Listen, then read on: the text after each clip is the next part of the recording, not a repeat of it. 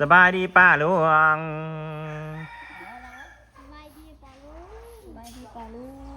ซ่อมกันวันได้ไหนลูก8 The Series สูหนูหินอ่านดีๆแล้วก็ก้มหัวลงพร้อม FC บอกว่าให้คอยว่าน้ำมวนโอ้ยเศร้าเด้อเดี๋ยวมาให้คอยเอาใจคนเด้อเศร้าได้มันอย่างว่าสั่งพวกมันแหละมันหนังคือนี่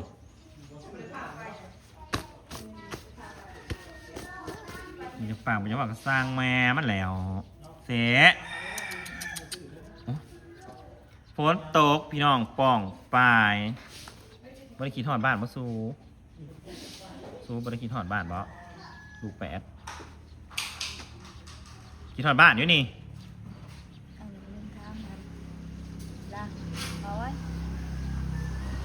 มันความว่านะว่ากับไอ้กรน่ะ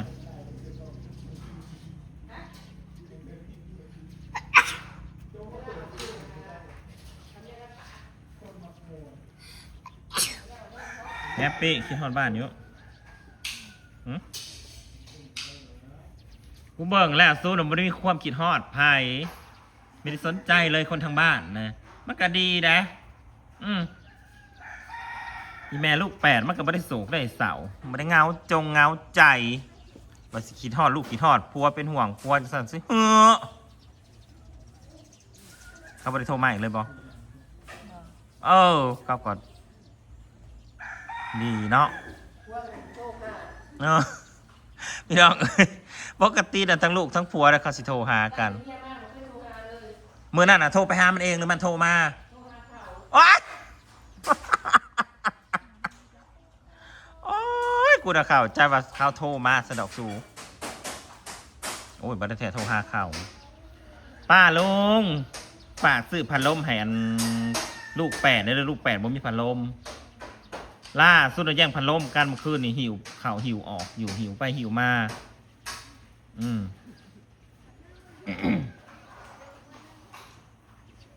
เราเปิดแอร์นอนเมื่อคืน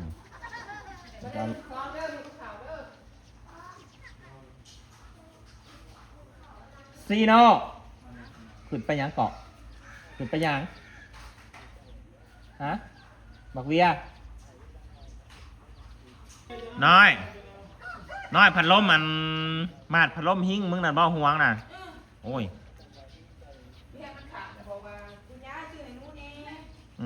พัดลมผู้ใหญ่ใจดีอ้าวซื้อลูก8กูบาทเป็นกลมหนาโกโซเลยเอเชียสั่งมันเอาวีผมมันไหนไปล่าสุดกระทรวงน้องแค้นกราบบ้านเลยพี่น้องแพตตี้ผมว่าให้ไปเขาองเฮียนมาไว้เลยขายองเฮียนลายมือเลยขายองเฮียนลายมือแล้วอย่าเฮียนบ่ท่านหมูนี้หล่นมันย่านห้าวพี่น้องเอ้ยอันนี้ต้องแจ้ง FC อย่างนี้นะคะเอเชียนะมันกลัวผมนะครับมันเป็นยังดอก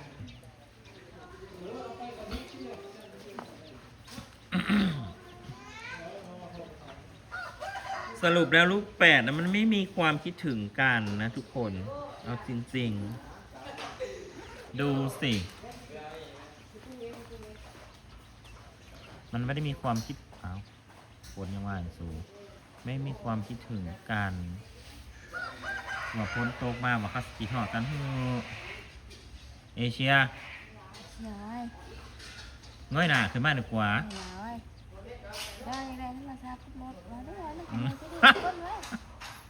สิบ่ได้เลยแหละเอเชีย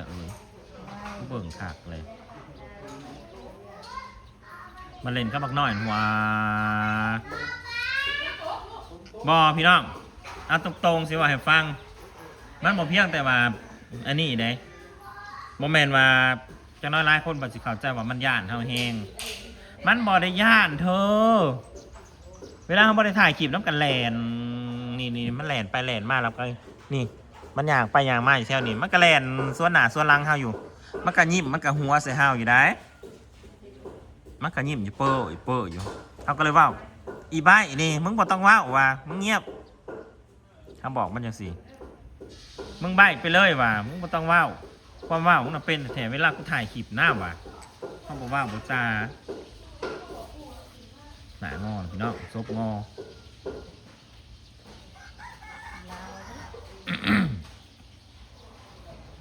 ซบงอ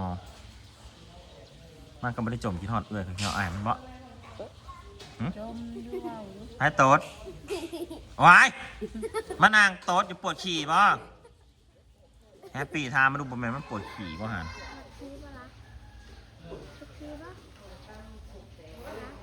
ก็ว่ามันเลยโอ้ยกินฮอดอ้อนละชุนเด้กินฮอดพอเด้โทรพอบ่มีโทรศัพท์ อืมบัดอยู่ผู้เดียวน่ะมันว่าว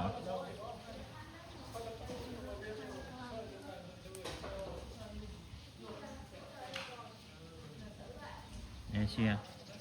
เสียเอาได้แม่ เอเชียเอเชีย เสีย เอซึงกลายเป็นเอซึงวีเนี่ยผมนั่นมีลองมันก็ยากเลยแบบนี้มันมาของมันเป็นบอกวีง่ายนะอืมตอนที่ซื้อโทรศัพท์เราซื้อพัดลมมาก่อนตอนนี้น้ำมาใส่อยู่แน่ออกการได้สูงเพราะมันง่ายมีแฮปปี้นะอย่างกับนักเรียนไทยเลย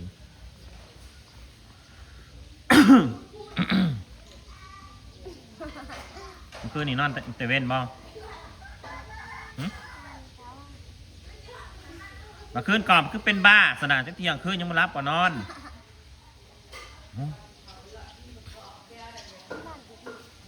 ไปก็ได้มาเป่ามนต์ใส่เอเชียในสูก้มหน้าอย่างเดียวเลยจ้า เสีย มันว่าเอ้าฮะมันดูร้อนจังมันแบบพี่น้องเมื่อคืนนี่ร้อนจังเพื่อนมันนั่นมันโล่งเลยเนาะมุ้งมันกับบริกลางมันเลยชินยุ่งกับบอกกินลูกมันได้ดีนะลูกเงืดอยู่ในนี้มันอัพนี่มันสีหอดเลยอยู่ในห่านนอนอยู่ตู่คือตู่มีแม่นี่พันเย็นได้ยังมื่อคืนเนาะมันไม่ได้หอดได้อากาศมันหลวงเลยมันหลวงกันตื่นจะมาฝ่าห้องบึมบ้ามบ่แม่นปวดขี่บ่หันบ่ บ่ได้ปวด เอเชียนั่งก้มหน้า เสีย คิดฮอดใครนี่ไอ้แซงเงยหนามาคือมามึงดูโอ้ป้านนั่นบ่สูจะเครียดภายบาทนี่ได้เอฟซีประวัติเครียดกูอีกแล้วฮะไม่ใช่นะไม่เกี่ยวนะลองปิดคลิปนี่มันก็แล่นเล่นเซยมันก็ว่าวได้พี่น้องเอ้ยก็มันย่านถ้านั้นมันสิเงียบไปเลยมันสิบ่ปากบ่ว่าวอันนี้มันก็ว่าวเซยว่าวนั่นว่าวนี่กับเอื่อยมันว่าวกันกับบักน้อยนะแลนหยอกกันกับบักน้อยในห้านนะ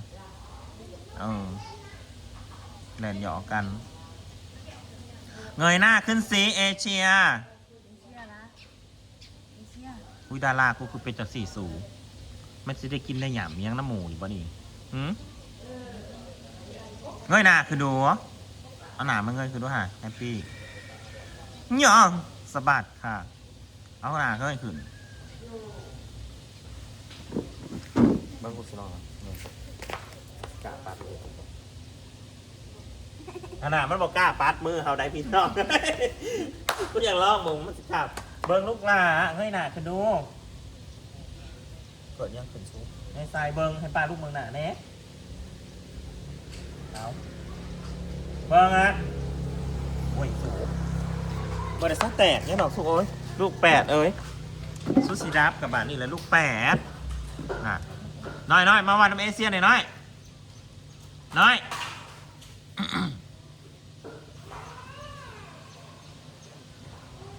บากน้อยมาวันน้ำเอเชียมึงเอเชียเป็นยังไงมาเบิ่งดูเต็งพามาดูพามาเบิ่งหนูลุงเห็นหนูมาไหนน่ะหนูตัวปักใหญ่หนึ่ง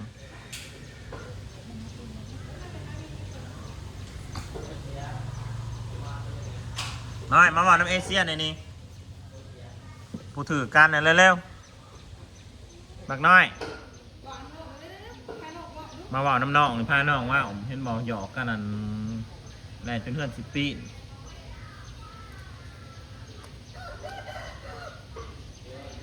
สู่ลูก8เปลี่ยนไป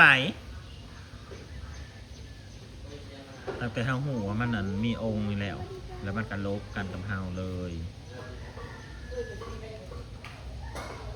ก็ย่ำอีกเทื่อหนึ่งเด้อพี่น้องเด้อบ่แม่นว่ามันย่านเฮาแห้งอะไรรอใด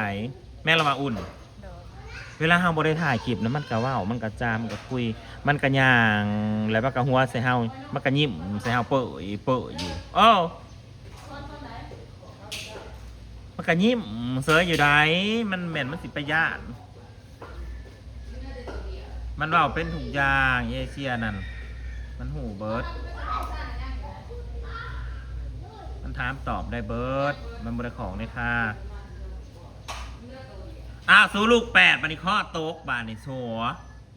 พัดลมกับสิบ่ได้โทรศัพท์กับสิบ่มี เอาไว้ไว้ อ้าวลูก8กูดารากูทำไมเป็นอย่างนี้อ้าวจนได้งัดข้อบาดนี้ดารากูปุ่นตัวพี่น้องเอ้ย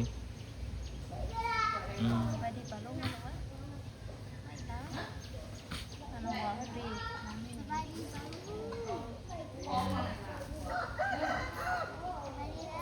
มาดูขนาดแม่งัดจนได้งัดคอสัวเกิดอะไรขึ้นเอามันเงยหน้าขึ้นดูแฮปปี้ ง่ายขึ้นลงง่ายขึ้น ผูปลาตัวผูหน้าสูผูจนสั่นผูเอ้าผู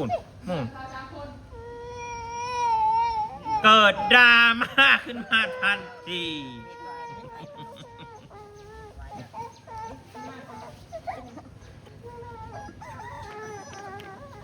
องค์มึงลงพิษหม่องพระเอเชียฮะพี่น้องก็สติเก็บผ่านบรรยากาศด้วยเพียงซัมนี่ก่อนพี่น้องอารมณ์บอดีแล้วพี่น้องเอ่ยบาบอยต้องแอบถ่ายนะพี่น้องก็สิถ่ายได้ตอนมันกินข่าวเด้อ ตอนมันกินข่าวมันสิบสนใจกับกล้องแล้วมันก็สิดังกิน เมื่อไรมาคือว่าฮอดมาคืนนะ อ้าวข้ามแอลเลยนะขืนบ้าน สวัสดีพี่น้อง ร้าจังยัก ตอแหล ยัก อุ้ย น้อง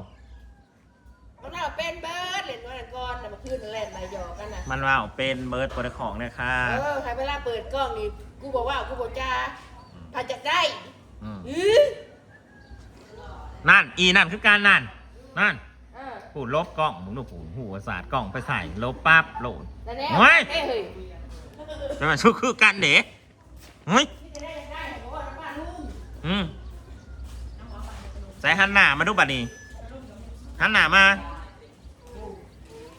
ใส่หันหน้ามาดูหันโอ้ยจะเป็นขี่ไล่ได้บัดนี้โอ้ยขี่ไล่เด้เฮ้ยไปสิเป็นแนวนั้น